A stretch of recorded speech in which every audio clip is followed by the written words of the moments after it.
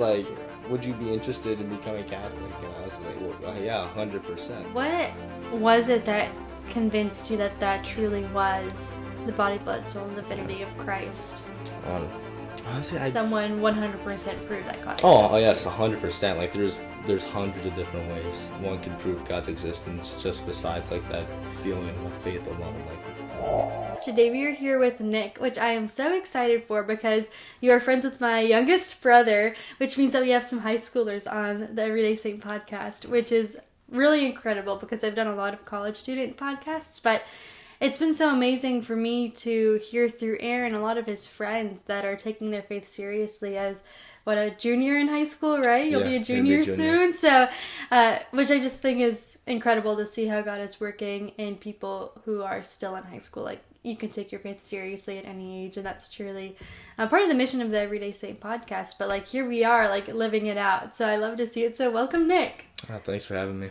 Yes, well, I'm so excited. Why don't you just start off by telling us a little bit about your faith journey? Yeah, of course. So for me, it all started back in 2022, Christmas. Me and my family, we've never been religious. I've never been a religious guy. Back then, it was like, I would say borderline atheist sometimes, because it's like, I look around me, I was just like, how can there be a God with everything around? But I went to Appleton Alliance, which is a non-denominational church right by my house, and the pastor made an incredible sermon about like how God always welcomes us back. And he gave the analogy of children and parents in a mall, how the child representing us would leave their parents or like leave God and kind of be on their own in the mall, and they would be excited, they'd love it, they would feel free or liberated. But then eventually like that fear, anxiety starts to creep in of not knowing where to go or where are your parents. And so he gave the analogy that God will always welcome us back, just how our parents would when like we find them again in the mall and everything. And for me, that was the first time I'd say I encountered God, was that moment. But anyways, that literally brought me to tears, and that's what sparked my faith journey, I'd say. Because then from that point on, I started taking more of an interest in not just like Catholicism, but just like religion and just God in general. So I started just asking questions because I went to Xavier Middle School, Catholic middle school, and I started asking my teachers. I started asking people around me, like, okay, why do we do this, or like, what about this about Catholicism, and just like, why do we do this during the mass, or when do we kneel during mass? And I just started taking a whole interest in just the whole mass aspect, especially. But at this point, I was still technically going to the non-denominational church. But I was going to church every Sunday, so that's when I was starting out. Yeah, putting in the practice, putting Yeah, in the yeah, reps, exactly, getting you yeah. ready to be Catholic. Yeah, exactly. But so then summer came along. I don't even remember where it started, but I started developing a prayer life. I think it just started simple, just by thanking God for the morning and for the night, and then just like going to sleep. Like it was very simple. Like I literally don't even remember how I even started that. But then my freshman year of high school came around, and I was doing football with a bunch of the guys, and I saw how spiritual and how just like how Catholic they all were and how close they were to Mary, especially. They had a very close devotion to Mary, but also Saint Michael as well, because we'd always pray a Saint Michael prayer like at the end of practices or before games. And for me, that also kind of sparked my prayer life as well. Like, okay, I should probably memorize some of these, or like, because I just want to memorize prayers, because they're always good just to have, regardless of like what they may be. But I don't remember how, but I started going to Catholic masses. I think it was mostly because just seeing everyone around me being Catholic, I also just kind of took that interest in being Catholic. Plus, I went to daily masses at our school, because at our school we have like a 15-20 minute break period called X period. And our chaplain there, Father Patrick, would always hold like short daily masses there.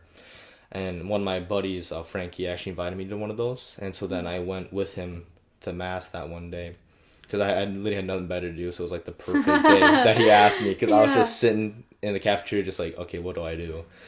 But so that's how I met Father Patrick. And then by going to like those daily masses, I was like, okay, like I should probably go to like Catholic masses now, because I kind of like this. And so I went to St. Joseph Parish in downtown, and I started going there for a good probably 4 months, I'd say, because I had Christmas mass there and everything.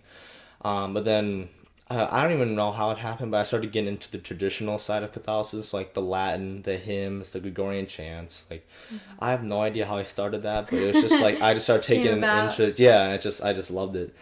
But so anyhow, that I think also that was a big reason why I changed, I converted too as well. Like the whole Eucharist thing especially, but also just the hymns and the Latin. Like for some reason, I was just drawn to that. Like I just loved it. Um, with that being said, my buddy Aaron invited me to St. Pius because he said, "Oh, you like traditional mass? Like at St. Pius, they do the mass in Latin. Sometimes they got hymns and all that." And plus, Father Patrick was there, and at the time, I loved Father Patrick because I was going to the daily masses, and so I was like, "Yeah, let's do it." So the first 2 weeks I went there, it wasn't Father Patrick; it was the lead pastor, Father Jim. But the third week, I went and I was like, "This is gonna be the last week. Like, if Father Patrick's not there, I'm not going anymore." But so then I went there. He was there actually, and then he had wonderful mass. Like everything was in like some of the parts were in Latin. The hymns were incredible. He sung everything very well. Um, and that was really like the point where I was like, yes, this is what I want to do. So I started going to St. Pius. I started getting to know Father Patrick even better, both like with school, but also just with the parish. But then we had our priestly discernment group. It was me, Father Patrick, and like 3 or 4 other guys. And we were just talking, we were just messing around, and then I brought the fact that I wasn't baptized Catholic, like I was actually baptized Lutheran. And then like the whole room kind of went silent, and then Father Patrick looked at me, and he was like, "Would you be interested in becoming Catholic?" And I was like, "Well, yeah, 100%." You're like, duh. Yeah, because at the time, Because isn't this a priestly discernment yeah, group, right? yeah. Yes. So it was like I didn't see it as a big deal, but then like as I talked to Father Patrick about it, he mentioned like because I didn't know like if I'm not Catholic, I'm not supposed to receive the Eucharist. Like I just saw it as like I'm a devout Catholic, or like I believe like I'm a devout Catholic, so like I can receive Eucharist and stuff. I didn't see that like me being baptized Lutheran was a problem until Father Patrick told me. So then from there until I made my profession of faith, I couldn't like I didn't receive Eucharist, which honestly was really horrible because like I'd be in a state of grace and I'd still have to receive a blessing because I wasn't Catholic, and for me that just tore me apart because like Christ was like literally a foot in front of me, and I couldn't receive, which was really rough on me. But it also made that profession of faith even more worth it because then I could receive Eucharist, and it was just so nice. Yeah. It was funny enough that I altar served that mass too. Like I made my profession of faith, and then I actually went up and altar served Oh, with really? like some of the other guys. Yeah, and it was really funny, and it was like really cool how that worked out. Yeah, so did you have to wait until Easter to be able to do that, or is that I actually something didn't. that No, I you did could... it in the middle of Lent actually, May 14th. Oh. Which is I didn't have to do any classes or anything. Father Patrick was just like, "Hey, like just come in. We'll do a couple talks just to get everything set up, and then we'll just get you made your profession of faith." And that's pretty much it. Like I just went in, talked to Father Patrick a couple times, and then like I'm in profession of faith. And the funny thing was that like a week or two later, he came up to me and is like, "Hey, like you're actually supposed to be confirmed at that same mass." And so I'm like, "Ooh, all right." And so we set up to get myself confirmed, and then I actually talked to my sister about the whole thing, and then she said she had a whole interest of being confirmed as well. Really? And then so on May 9th, me and my sister got confirmed of 2024, May 9th. Wow, the same mass and everything. Same mass and everything, yeah. And the funny thing was, it was a Thursday evening mass, so it was technically supposed to be a daily mass. But like because me and my sister were getting confirmed, like we had the incense, we had a bunch of altar servers, and the best thing was there was a bunch of people that showed up there for mass. And it was just like it was a daily mass, and like a bunch of people showed up, and it was at that point it was basically a high mass, which is really funny. But it was just a really cool turnout. And me and my sister actually both altar served for that mass as well, which is really cool. But yeah, really that's really the whole like my whole conversion thing, and now I've just been kind of living prayer life and going to mass and just trying to be as good as a Catholic as I can be, just trying to know more about God, the church, and just like knowledge about just this and that, and yeah. Yeah, I think it's really neat because it sounds like it was kind of like you were started to learn a little bit more, started to ask some questions, and then like this beauty side of it and the tradition of the Catholic faith really started to draw you in, and then that's kind of what kept you in, was like this tradition and the reverence. And I think sometimes it's like, oh no, you have to make like faith has to be appealing to the young people and things like that, and then you think it's like, Yeah. oh, you have to have like the guitars at mass and like, Yeah. things like that. But really what can draw people in is like this beauty, and that it's different than anywhere else that we go. Exactly. And I'm curious too, you mentioned about the Eucharist and how you were receiving, and then you found out that you shouldn't be receiving Yeah. quite yet until you make that official entrance into the Catholic faith. And I've had similar experiences and people who listen to the podcast have heard my stories about how I'm gluten-free, which like doesn't sound like that big of a deal, but that I'm not able to receive the host like everyone else does. I Oh, have to do yeah. the precious blood, and not all parishes are like prepared for that. Some of them like don't even have the chalices, like Oh, literally yeah. aren't able to Yep. do it anymore, and things like that. And so there's been times that I've gone to mass and not been able to receive, but been in a state Yeah. of grace that I should be able to receive, and because of the health conditions aren't able to. So I definitely relate to you in that. And I would love to know, like, was that a difficult teaching to understand when Father Patrick explained it to you, that like in your mind it's like, well, I want to be Catholic and then I was baptized, like should I be able to receive Jesus? Or was that something you like were able to understand once he explained it? I could understand. Like at first, like I didn't understand why, because I was like, I had the desire to be a Catholic. Like I believe in the true presence, so like why can I not? But then as he like explained further about just about certain things about the Eucharist and how like specifically Catholics can receive, like then I understood like more clearly and why, and I was like it was rough for me. Like I understood it was rough for me, but I had like peace of mind with it though, like knowing that I was still honoring God by not receiving the Eucharist, which definitely did bring me some comfort. Like it wasn't like I was in like a state of mortal sin or like I did something bad. Like it was just like I'm honoring God by choosing, like recognizing that I'm not Catholic yet, and therefore like I can't receive quite yet, but I'm gonna be Catholic. So there's also that light at the end of the tunnel, which really made it all worth it, because then on the day I made my profession, then like receiving Eucharist for the first time, I think it was like almost a month or two. It was so nice. It was wonderful. It made it so much more worth it, and I think I also like that made me like honor the Eucharist a lot more as well, just because like I couldn't receive, and it was in that 2 month period that like when I looked up at the Eucharist, I was like, that's Christ himself. Like that is Jesus in that Eucharist, because like my heart was longing for the Eucharist, and like even though my mind didn't fully understand like how can like a piece of bread become like the flesh of our Lord and Savior, my heart just had that longing feeling to it, and I was just like just follow my heart to God, and I was just like, Lord, help my unbelief, but it was just like I truly believe it's you, and what my heart felt. So I can't deny like that was Christ himself. And those 2 months were so rough though, Yeah, because I bet. I really realized It's a long then, time. yeah, in that time that's truly Christ, but just not being able to receive, it's just it's like it sucks, Yeah. but knowing that I'd one day be able to receive once I'm in profession though, it's like it's all worth it.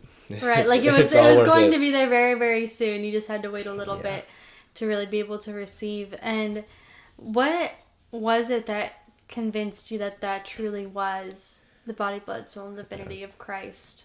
Um, Honestly, I was told it like all the time in Catholic school, so I think I kind of had that base value, like okay, like that's Christ, but like like before I had my whole faith like conversion, I was just like, okay, so what? Like I literally didn't care. Like it would go in one ear out the other. Like I just didn't care at all.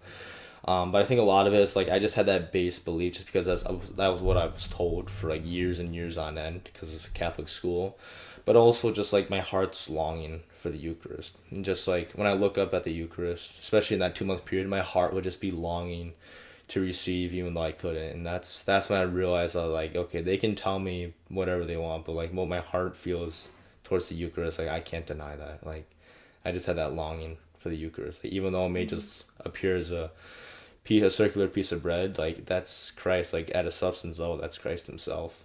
And I was just like, my heart, I can't deny how my heart longs for the Eucharist. I just can't deny that. So I think that was the big like confirming factor. It's just like my heart is longing for this.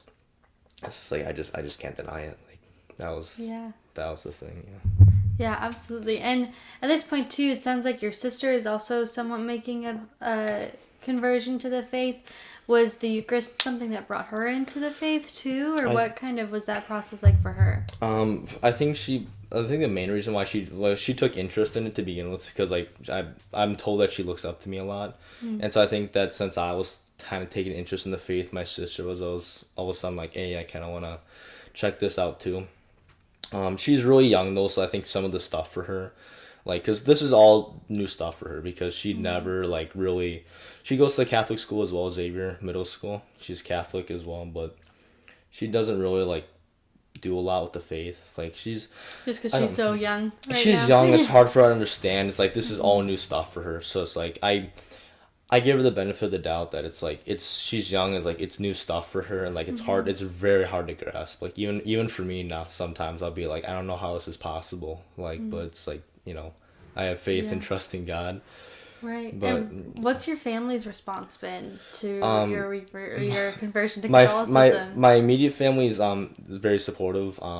My mom is Lutheran, but she doesn't practice being Lutheran. She goes to Appleton Alliance, the non-denominational church.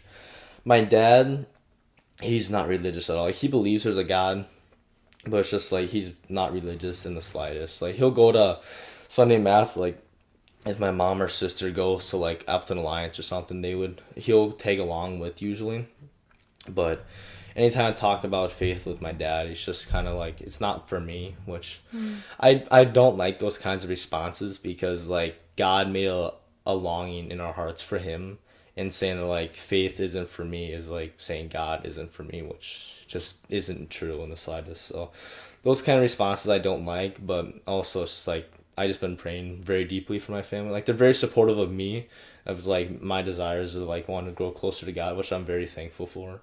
Because like I've heard stories in the past where like these people have converted from like whatever religion they might be, and like their family like disowns them or hates them for it. So like I'm very thankful that my family is supportive of that, of just me growing in my faith.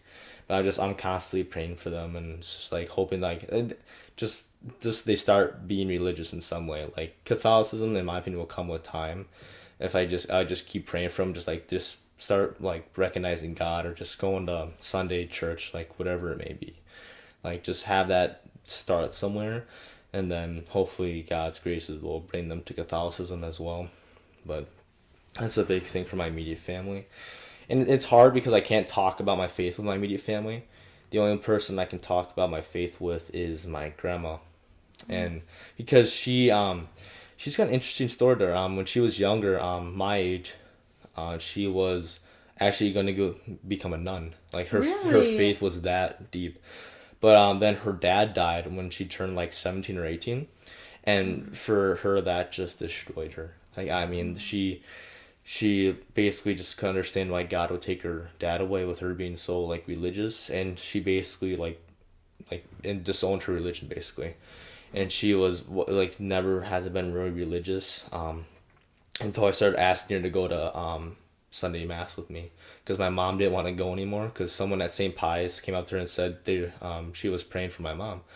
And for whatever reason, my mom just did not like that at all, which I don't get, because I'd be that's like... That's interesting, especially with the non-denominational background. I feel like they're very big into like intercessory prayer. Yeah, exactly. I mean, I think everyone should be big in intercessory prayer, but they seem, in my experiences, they've been a little bit more vocal about it. Yeah, exactly. And that's why it threw me off too, because like she's like, I feel like that would be like I'd be honored or like happy that someone's praying for me, because then it's just like someone else is like, I'm just, the prayers of someone else. And but my mom was just like, nope, I'm not going back to St. Pius. So I was like, oh, all right. Which kind of sucks, because she was going to Mass with me, and that was like the only reason she was going to Mass. So it was kind of a way to get her to go into Mass as well. But I just asked my grandma one day, and she's like, oh yeah, sure. And then now like every Sunday, like she picks me up from my house, and then we go to Mass on Sunday, and then we usually get breakfast or something afterwards with the rest of my family. So it's really nice. Like, it brings us together, but also like I brought my grandma back to the faith in a way, and also just like God's grace as well. Just like praise God that she like was open to that thing as well, and just like being like willing to just go to mass with me, even though she hasn't really been religious ever since she was like really young. Mm-hmm. And that brings me to my grandpa. I would say he's practically atheist at this point. Like it's really hard. I pray for him so much, but it's just like he's really far out there.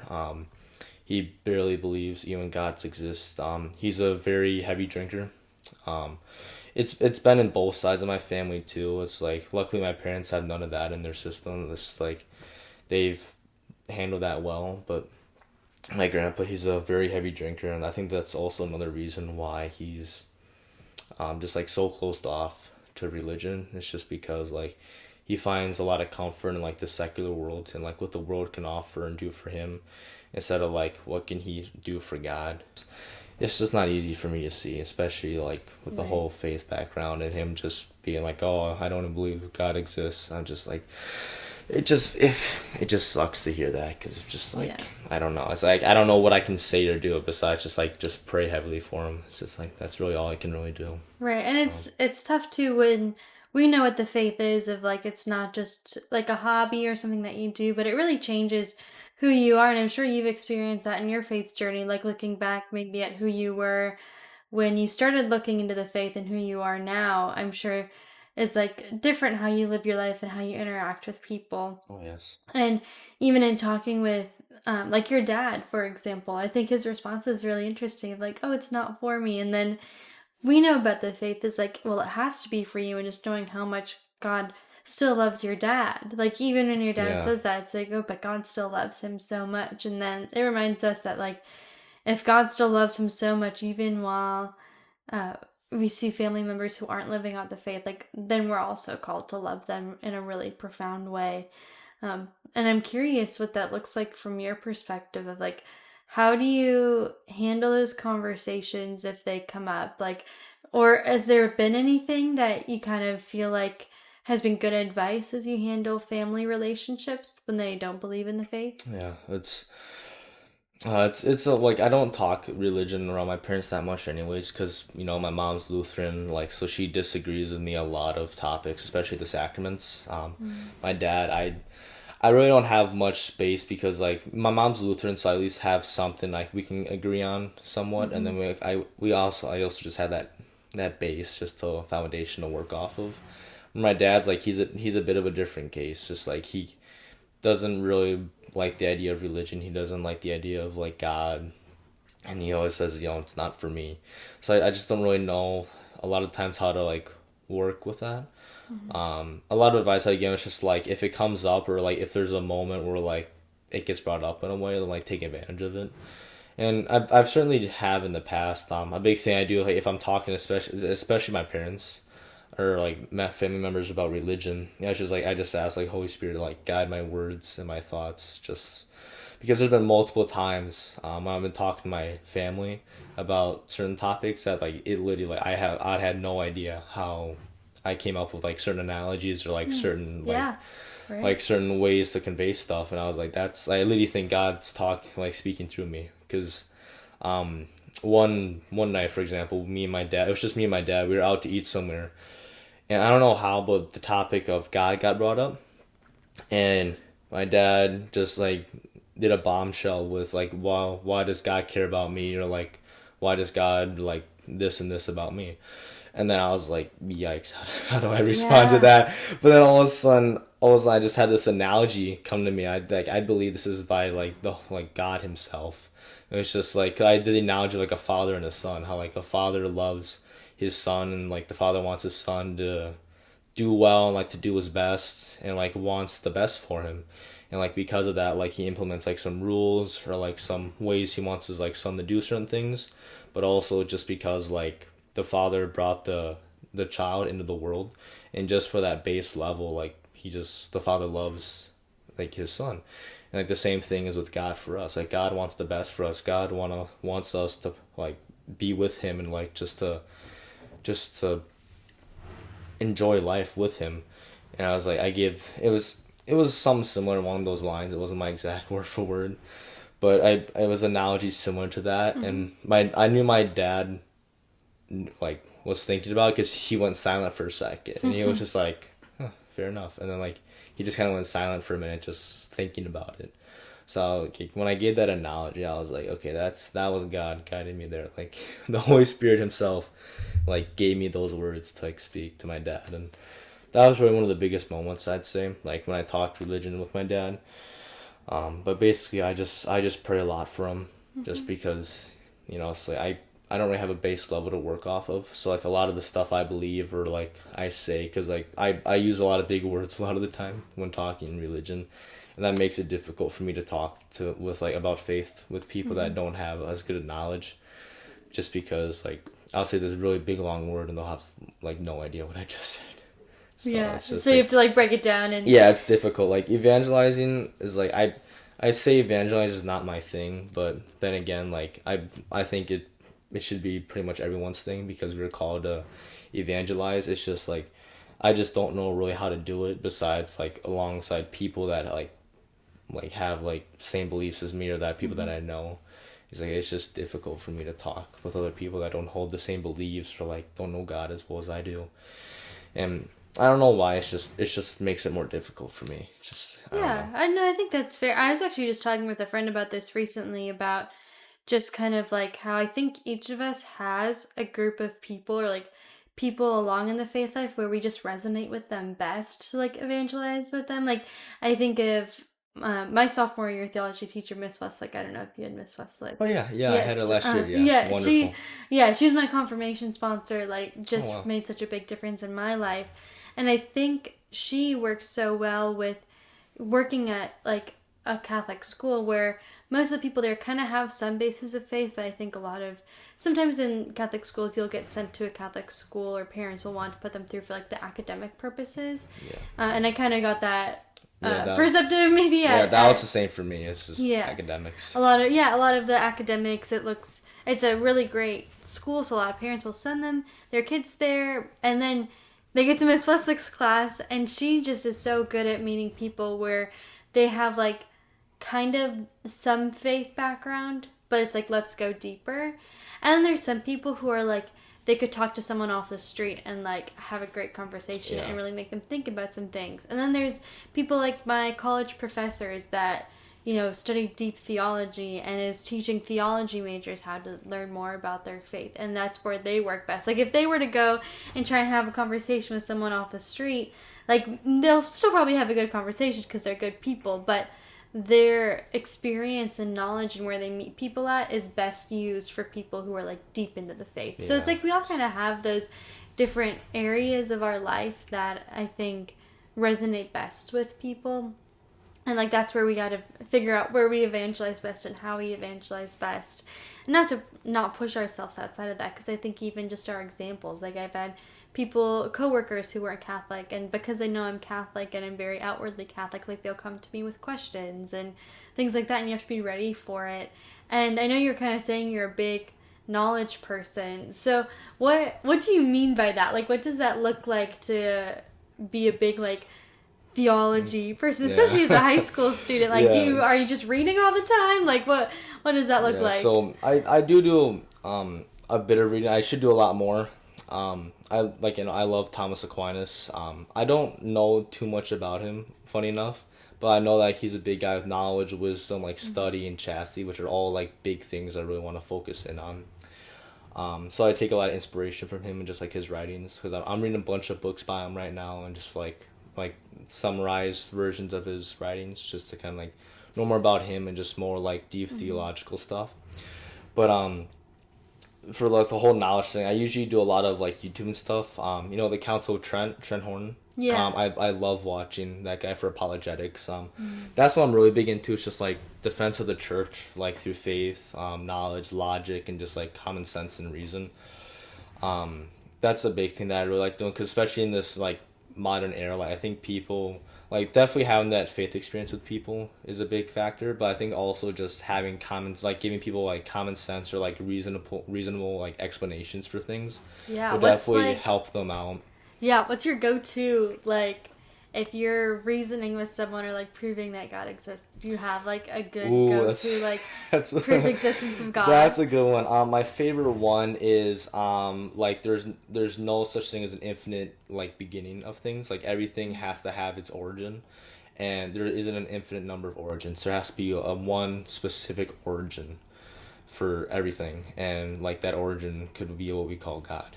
And I also, another one I learned about recently, I still haven't got it down fully well, but it's like we take the goodness of everything, so it could be like a wisdom, like we take the knowledge or like good characteristics of creatures, like it could be wisdom, goodness, could be beauty, whatever that may be, all the good characteristics, and there has to be origin of all those. Like it has to be being that has to be all goodness, all wisdom, all knowing, and because of that, like that's how we can also have another proof for God. It's just like taking the good characteristics. Like it could be for us humans, like we could be like very good or like very beautiful, very knowing, but there has to be an origin of all that. Like it kind of ties in the whole origin thing. It's just like there has to be a being that is all good, all knowing, all beautiful, and that's also what we call God as well.